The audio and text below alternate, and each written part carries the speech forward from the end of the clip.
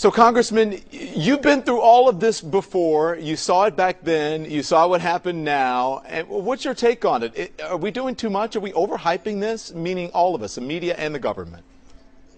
Yes, they are. It's overblown, grossly so.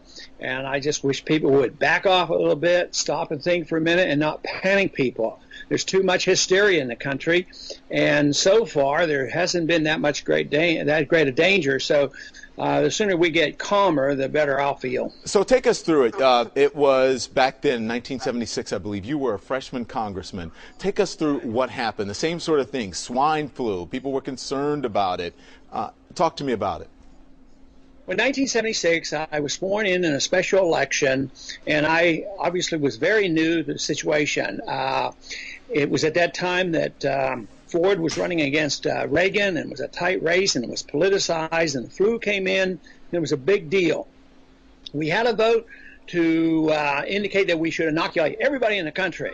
Medically, it made no sense to me, and politically, it sounded like a bad deal. There were two of us that voted against it. Another doctor, Dr. Larry McDonald, and I said it was bad medicine, was bad politics.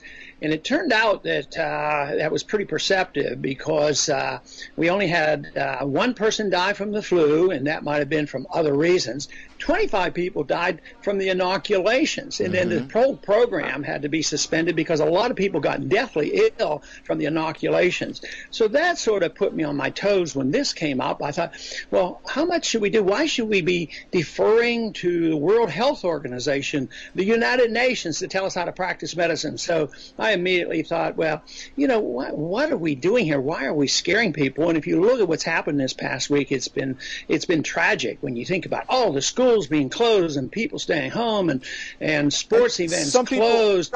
Some people are saying it's CYA on the part of our government because they don't want a Katrina-like response to this, just in case it does get worse. Do you agree with that?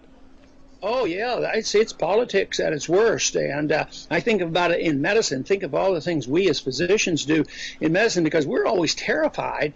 Medicine, you practice by terror, because you're always worrying about Monday morning, the attorney might get you. And what didn't you do? Yeah. The politician acts the same way. The politician acts, oh, if we didn't do it. And there is actually 25 people who died from the flu.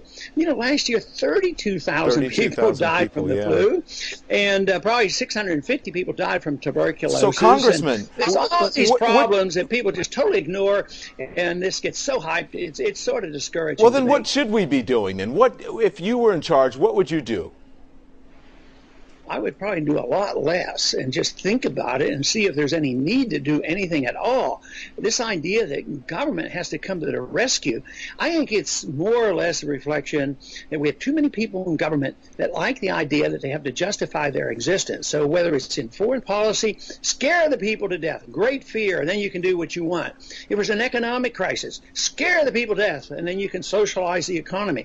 In medicine, scare the people to death, and then you'll say, oh, only the government can take care of us. So I think a lot of that is happening, and we're on the move to socialize medicine. So we're scaring the people and saying the only people that can save us will be the government. What's your response? What have people said to you since you made this video and you came out and said, hey, you know what, tamp this down a little bit. Come on, let's stand back and don't be so crazy about this. What have people said to you?